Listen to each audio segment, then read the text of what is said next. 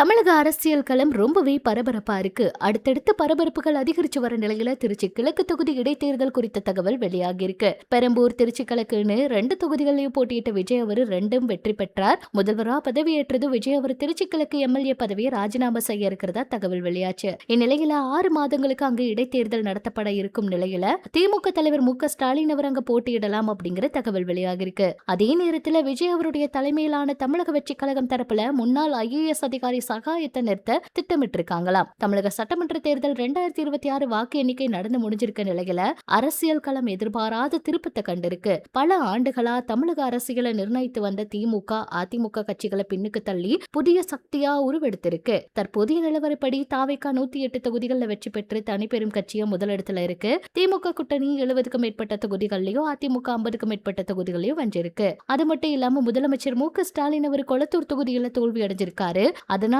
திருச்சியில அவரை மறுபடியும் நிக்க வைக்க முடிவு பண்ணியிருக்கிறதா தகவல் வெளியாகி இருக்கு. திருச்சி கிழக்கு எம்எல்ஏ பதவியை ராஜினாமா செய்ய இருக்கிறதா தகவல் வெளியானதோ திருச்சி கிழக்கு தொகுதியில இடைத்தேர்தல் நடைபெறும் வாய்ப்பு இருக்கிறதுனால மு.க.ஸ்டாலின் அவர்கள் அங்க நிக்கலாம்ங்கிற தகவல் வெளியாகி இருக்கு.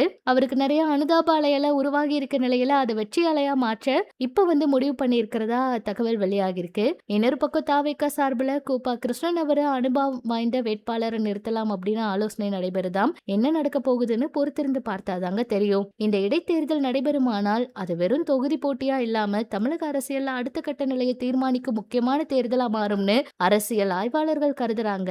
மொத்தத்துல திருச்சி கிழக்கு தொகுதி தற்போது தமிழக அரசியலின் ஹாட்ஸ்பாட்டா மாறி இருக்கு. விஜய், மு.க.ஸ்டாலின் மற்றும் பிற கட்சிகளோட முடிவுகள் அடுத்த கட்ட பரபரப்பை நிர்ணயிக்கப்படுது.